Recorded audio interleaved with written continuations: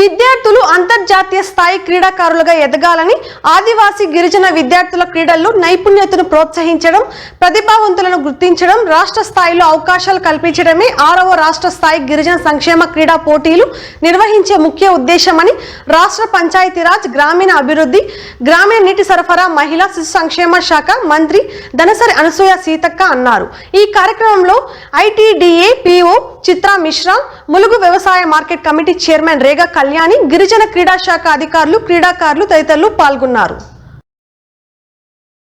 ఎంచుకోకండి, కష్టాన్నే ఇష్టంగా ఎంచుకుంటే తప్పకుండా మీ లైఫ్ లో సక్సెస్ కాగలుగుతారు. కాబట్టి కష్టాన్ని ఇష్టంగా ఎంచుకోండి, పేదలను ప్రేమించడం, గౌరవించడం నేర్చుకోండి, పెద్దలను మరి సంస్కారంతో నమస్కరించడం నేర్చుకోండి.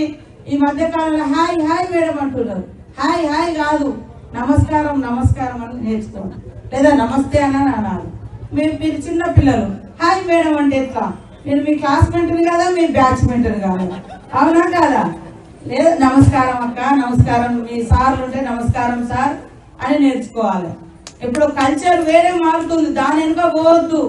నేను ఇక్కడ ఉన్నటువంటి ట్రైబల్ పిల్లలందరికీ ఒకటే చెప్తున్నా, మన అస్తిత్వం, మన ఆత్మగౌరవం, జాతిలో గొప్పతనం అంతా ప్రదర్శించేది మన ఆచారాలు, సాంప్రదాయాలు, పాటలు, ఆటలు, మన పూర్వీకులు మన కోసం పోరాడి మరణించినటువంటి నాలెడ్జ్. అంటే క్రీడాకారులకు, స్పోర్ట్స్ పీఈటీలకు అందరికీ నమస్కారాలు.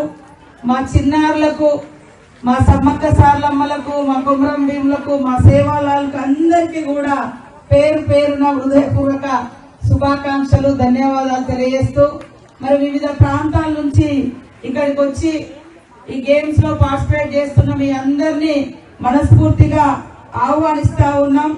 ఈరోజు మనకు వెనుకట చూస్తే కొన్నేళ్ల క్రితము ఈ టీవీలో వచ్చిన ప్రపంచంలోనే ఉత్తమమైన గొప్పదైన రాజ్యాంగం. కాబట్టి ఆరోగ్యంగా ఉండాలి, ఆనందం ఉండాలి, జ్ఞానం ఉండాలి.